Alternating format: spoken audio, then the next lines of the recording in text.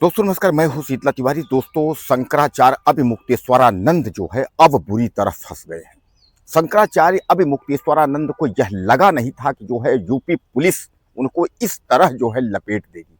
हालांकि मैं आपको बता दूं कि वह जो रेफिस्ट फर्जी 420 जो ढोंगी बाबा जो लिखता है अपने आप को जो है कि ब्रह्मचारी आशुतोष, उसका रिकॉर्ड जो है मीडिया में और चारों तरफ जो है वह दौड़ रहा है, वह वायरल हो रहा है। तो कहने का तात्पर्य यह है कि उसने इस कदर फंसा दिया है स्वामी अभिमुक्तेश्वरानंद को कि शायद यह है कि अब इनको निकलने में काफी जो है समय लगेगा। यानी कहने का तात्पर्य यह है कि यह जिस तरह इन लोगों ने सोचा था कि कुछ ऐसा होगा नहीं, लेकिन यह समझ नहीं पाए थे कि पुलिस जो है इनको इस हद तक जो है फंसा देगी कि यह जो है बिल्कुल ही एकदम बर्बादी के कगार पे आ जाएंगे। यानी कहने का तात्पर्य यह है कि जहां चार शंकराचार्य थे, चारों शंकराचार्य जो है पूजनीय थे, पूरा देश जो है सम्मान के साथ देखता था, लेकिन उसने ऐसा जो है नेटवर्क और इसको जाल में फंसा दिया है कि अब मुक्तेश्वरानंद जो है वह गिड़गिड़ा रहे हैं। दोस्तों, मैं आपको बता दूं कि आप जानते हैं कि यह विवाद जो है यह पिछले महाकुंभ 2025 से चला था। पिछला महाकुंभ 2025 जो है विश्व का सबसे बड़ा मेला, जिसमें 40 करोड़ से ज्यादा लोगों ने मां गंगा में डुबकी लगाई थी। उस समय जो है एक दो भगदड़ हुई थी, आपको याद होगा, उसमें कई लोगों की मौतें हुई थी। उस मौत को जो है यूपी सरकार, योगी आदित्यनाथ सरकार ने छुपाने की कोशिश की थी। बाद में आपने देखा था छीछा लेदर हुआ था। लोगों की कई मौतें होने के बावजूद भी योगी सरकार जब छुपा रही थी, इस पर शंकराचार्य अभिमुक्तेश्वरानंद ने जो है आवाज उठाया था। और बीच बीच में वह यूपी सरकार और केंद्र सरकार को लेकर के वह आवाज उठाते ही रहे। इस पर जो है सरकार ने जो है उनको निशाने पर लिया था।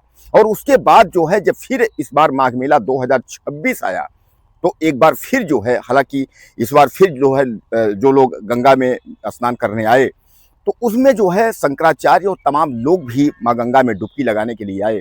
लेकिन कुछ ऐसा हुआ कि शंकराचार्य मां गंगा में डुबकी नहीं लगा पाए।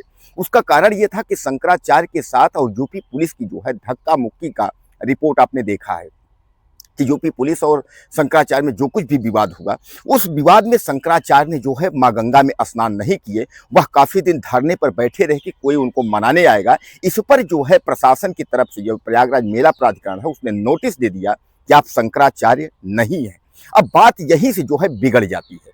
अब उसके बाद जो है शंकराचार्य यहाँ से वाराणसी चले जाते हैं, और वाराणसी चले जाते हैं तभी उनको पता चलता है कि रामभद्राचार्य का चेला, यानी जगत गुरु रामभद्राचार्य, वो जो अंधे वाले बाबा हैं, एक आंख जो है बिना आंख वाले, उनका चेला जो है वह आशुतोष पांडे, ब्रह्मचारी अपने आप को लिखता है, तो ब्रह्मचारी आशुतोष पांडे जो है उसने कोर्ट के जरिए, यानी प्रयागराज जो प्रशासन जो कोर्ट है हाई कोर्ट, उस हाई कोर्ट के जरिए जो है उसने एक जाल बिना और उसमें जो है 2 बच्चों को ले जा करके उसके बाद यौन शोषण का जो है मुकदमा दर्ज करवाया।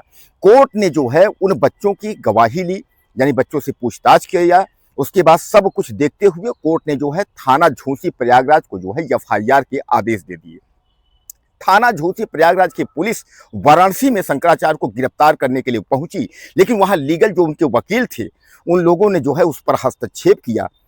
अब उस पर जो है उसके बाद यह हुआ कि जब तक मेडिकल रिपोर्ट नहीं आता, तो पता चला कि उस पुलिस जो है मेडिकल रिपोर्ट जो है जांच करवाती है, और उन बच्चों के साथ जो है यानी दुष्कर्म हुआ था, यानी रिपोर्ट में जो है पुष्टि होती है। अब आप समझिएगा कि सनातन में जो है बहुत सारे लोग हैं, लेकिन इतने दिन का विवाद, यानी पिछला महाकुंभ से लेकर के और इस माघ मेला तक लेकर के यह सब हुआ, लेकिन मिला कौन? ब्रह्मचारी आशुतोष पांडे। ब्रह्मचारी आशुतोष पांडे वही व्यक्ति जिसके ऊपर जो है दर्जनों से ज्यादा मुकदमे हैं, और लूट, हत्या, बलात्कार, और उसके बाद जो है गौ हत्या, रेपिस्ट, यानी इस तरीके के तमाम जो मुकदमे हैं, वह व्यक्ति जो है जा करके महाराज आशुतोष बन करके उसने जो है याचिका दायर किया। अब आप समझिएगा, यानी यहाँ एक तरफ शंकराचार्य के ऊपर जो है एक तरफ ढोंगी व्यक्ति जा करके मुकदमा कर रहा है, उसके बाद जो है बच्चों से गवाही दिलवा रहा है, जबकि शंकराचार्य यह कह रहे हैं कि हम तो इन बच्चों को जानते भी नहीं है, ना हमारे आश्रम से इनका कोई लेना देना है।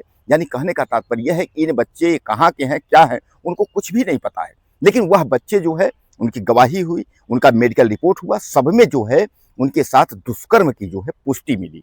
अब इस पर जो है जो शंकराचार्य के ऊपर पास्को एक्ट और यह सब लगा हुआ है, तो अब गिरफ्तारी की जो है तलवार जो है वो लटक रही है, यानी शंकराचार्य जो है अब जेल जाएंगे, कोई बचा नहीं सकता।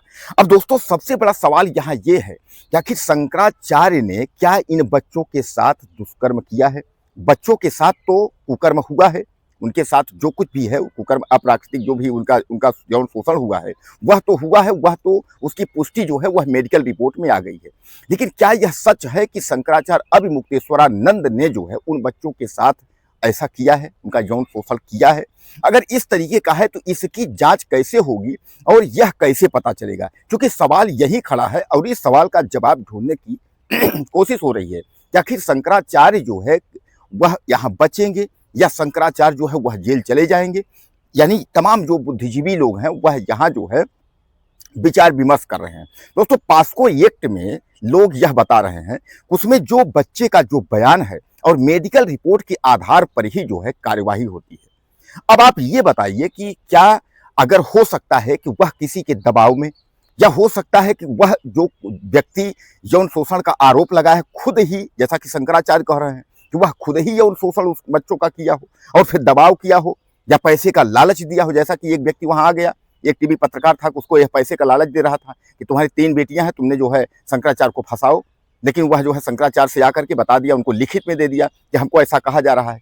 तो दोस्तों कहने का तात्पर्य यह है कि अब जो है शंकराचार्य, अगर पास्को एक्ट में अगर देखा जाए इसमें, तो पीड़ित यानी बच्चों की गवाही और मेडिकल रिपोर्ट के तहत अगर कार्रवाई होगी तो सीधे है कि शंकराचार्य को जेल होना तय है। लेकिन अब यह साबित कैसे होगा कि शंकराचार्य अगर उनके साथ यौन शोषण हुआ है तो यौन शोषण किसने किया? क्या शंकराचार्य ने ही किया है? तो इस बात की पुष्टि कैसे होगी? और जब तक इस बात की पुष्टि नहीं होगी तब तक प्रमाण कैसे आएगा कि सच्चा कौन है झूठा कौन है? क्योंकि ऑलरेडी जो है वह ब्रह्मचारी जो वास्तोष पांडे है वह ऑलरेडी जो इस तरीके का है, क्योंकि उसके पास जो है दर्जनों गौहत्या समेत जो है, मैंने आपको बताया कि चारों तरफ मीडिया में जो है मंडरा रहे हैं कि उसने जो है जितना हड़पा है, जितना गौहत्या किया, जितना सारे उसके ऊपर केस दर्ज हैं, कई बार जो है वह जेल भी जा चुका है और रामभद्राचार्य का जो है वह चेला भी है। तो दोस्तों कहने का तात्पर्य यह है कि अब यहाँ जो है शंकराचार्य जेल जाते हैं या शंकराचार्य जेल नहीं जाते हैं, जो कुछ भी होगा वह तो होगा।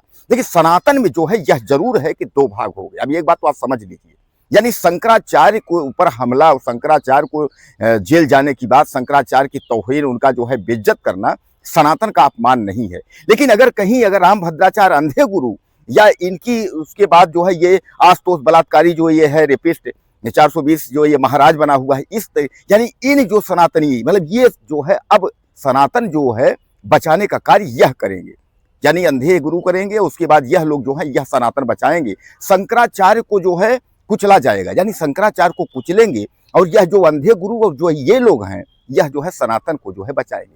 कुल मिलाकर के सीधे आप समझ लीजिए कि अब सनातन में जो है 2 भाग होना तय है।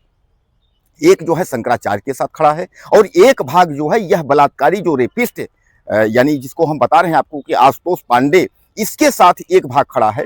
तो वह भाग लेकर के या शंकराचार्य वाला भाग लेकर के यह अब कन्फर्म होगा 2027 में। और योगी आदित्यनाथ भी यही चाहते हैं, क्योंकि योगी आदित्यनाथ को पता है कि अगर हम उत्तर प्रदेश में रहेंगे तो बीजेपी जो है वह हमको हटाएगी, तो इससे अच्छा यह है कि हम यूपी से ही बीजेपी को खत्म कर दें। और वह सिलसिला शुरू हो चुका है। योगी आदित्यनाथ को पहले ही चेतावनी दी गई थी कि आपको यूपी छोड़ना है। योगी ने कहा था यूपी छोड़ेंगे तो यूपी को खत्म ही कर देंगे। तो आप समझ लीजिए इसमें लड़ाई न शंकराचार्य की है न लड़ाई सनातन की है, इसमें सीधे सीधे जो है बीजेपी को वनवास पहुंचाने की लड़ाई है। तो बहरहाल अब आप कमेंट करिएगा, बताइएगा कि शंकराचार्य जी बचेंगे या शंकराचार्य जी जेल जाएंगे। ज़्यादा से ज़्यादा लिखिएगा। नमस्कार।